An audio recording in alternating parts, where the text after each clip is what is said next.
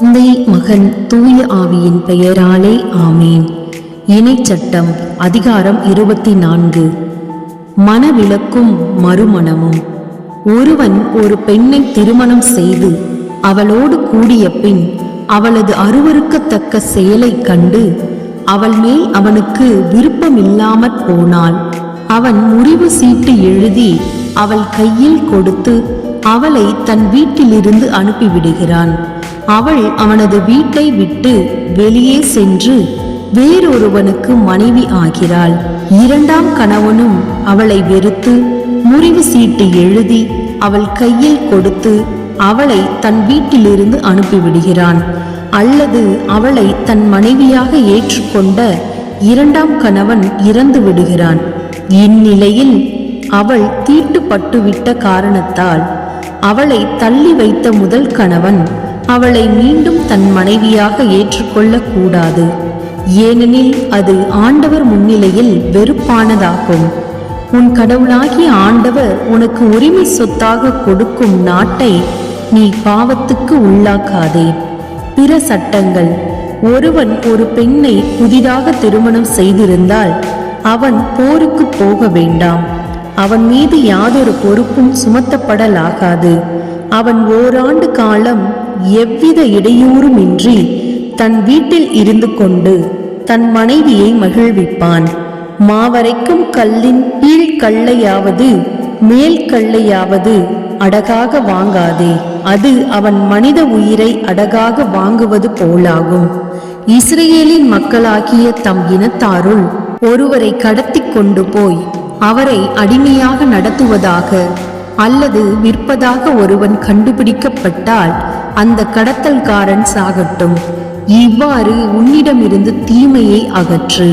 தொழுநோயை குறித்து எச்சரிக்கையாயிரு. லேவிய குருக்கள் உனக்கு கற்பிப்பது போல் அனைத்தையும் செய்வதில் மிக கவனமாயிரு. நான் அவர்களுக்கு கட்டளையிட்டுள்ளவாறு செய்வதில் கருத்தாயிரு. எகிப்திலிருந்து நீ புறப்பட்டு வரும் வழியில் உன் கடவுளாகிய ஆண்டவர் மிரியாமுக்கு செய்ததை நினைவில் இருத்து.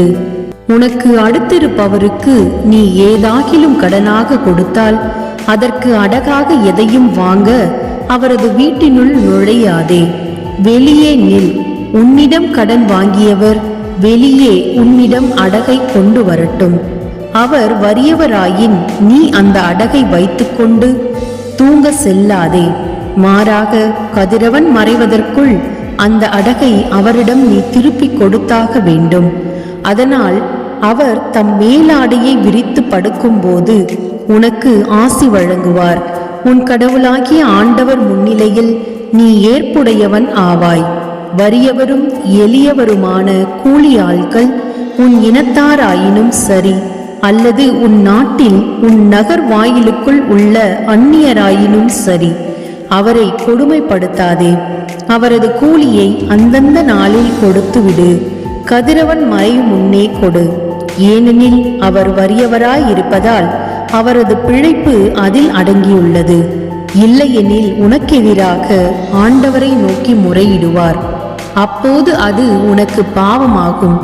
பிள்ளைகளுக்காக தந்தையரும் தந்தையருக்காக பிள்ளைகளும் கொல்லப்பட வேண்டாம். அவரவர் தம் பாவத்திற்காக கொல்லப்படட்டும். அந்நியர் அல்லது அனாதைக்கு உரிய நீதியை புரட்டாதே. கைம்பெண்ணின் ஆடையை அடகாக வாங்காதே. எகிப்து நாட்டில் நீ அடிமையாயிருந்ததையும் உன் கடவுளாகிய ஆண்டவர் உன்னை விடுவித்ததையும் நீ நினைவில் இருத்தி இவற்றை செய்யும்படி நான் உனக்கு கட்டளையிடுகிறேன். உன் வயலில் விளைச்சல் அறுவடை செய்யும் போது அரிக்கட்டினை மறந்து வயலிலே விட்டு வந்தால் அதை எடுக்க திரும்பி போகாதே. அதை அந்நியருக்கும் அனாதைக்கும் கைம்பெண்ணுக்கும் விட்டுவிடு. அப்போது நீ மேற்கொள்ளும் செயல்கள் அனைத்திலும் உன் கடவுளாகிய ஆண்டவர் உனக்கு ஆசி வழங்குவார்.